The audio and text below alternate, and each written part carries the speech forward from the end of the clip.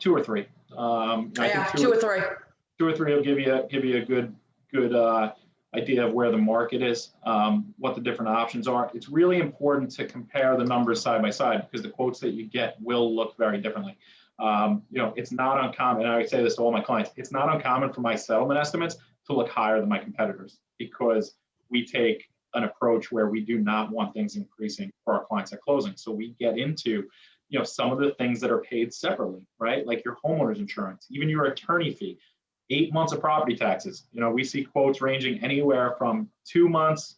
Some of the better ones are 5 or 6 months. It's rare that I see quotes with 8 months property taxes, but that's what you need to anticipate paying in Suffolk County when you buy a home, when you factor in the reimbursement to the seller for the taxes they've already paid. So it's important to look at a few things when you're comparing quotes. One is the interest rate, right? 2 is the bank fees, all right? So when you get a quote, there's going to be fees that are listed as APR fees. They're the bank-controlled closing costs. It's the bank's origination, any points that you're paying for your loan, appraisal, credit report, and the bank attorney, okay? You want to compare those items between lenders. You want to look at the rate, you want to look at the lock terms, and you want to look at the points. That's really the way I coach. Everything else, title fees, mortgage tax, taxes, insurance, they are going to be identical no matter what lender you use. They are determined by your property and the purchase price.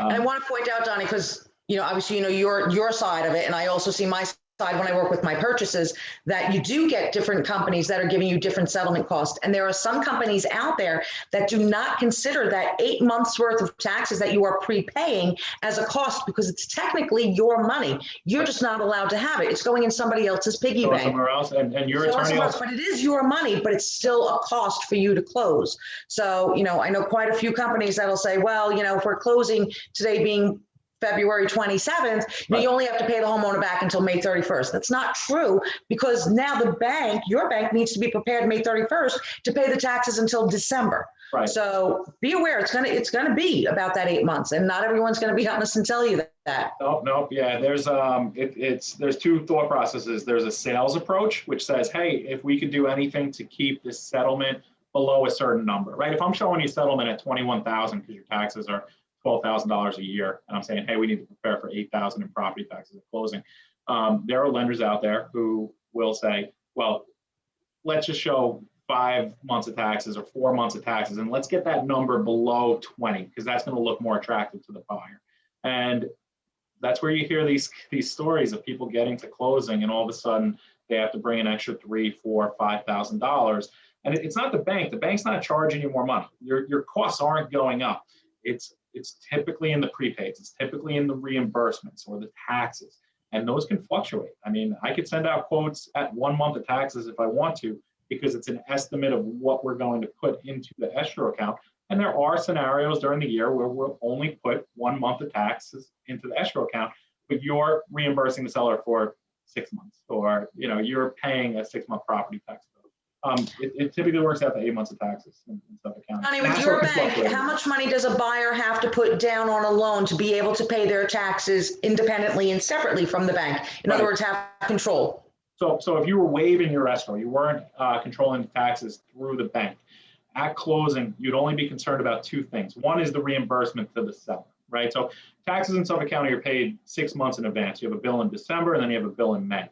If you were closing today, right, end of February, you would need to reimburse the seller for 3 months. March, April, May. You're going to give them 3 months of taxes back because they paid the bill in December, and they're not going to pay for your taxes while you own the house.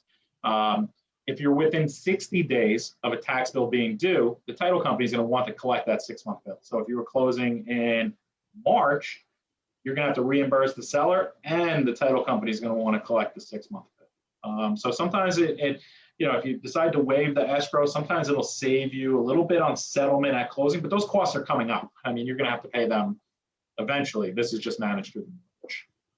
But for a buyer, they would have to put down what, 20% to have that ability to waive the escrow? Most banks are 20% down. We'll actually allow an escrow waiver on conventional financing with a 10% down payment. Oh, that's good to know. Yeah, so we definitely give you that. I personally prefer to do it that way, but that's only because of the business that I'm in. there's I like pros to think that I have a fake monthly payment of a low number. there's pros and cons to each option. It's something that you should talk about with your loan officer and go through the pros and cons. If you do escrow, if you know, a lot of buyers, especially first-time home buyers, like the budgeting aspect of it. You know, hey, it's a fixed monthly payment. It's going to cover these big expenses for taxes and insurance when they're due. But it's something that you still have to manage and review. Your taxes are most likely going to increase over time. Your mortgage payment might be a little bit behind those increases. So what you want to do is when those tax bills get sent to you each year, and it's just for your records, it's not a bill that you have to pay because it's coming from the mortgage if you escrow. You just want to look at that annual tax amount. You want to compare it to last year's, and let's say the taxes go up by $200. You want to budget that $200 to the side because your payment might not catch up to that increase for 3, 4, 6 months. And make sure as soon as you buy a home, make application for the STAR. Yes, star is key. That's a nice check every year. That's a nice check.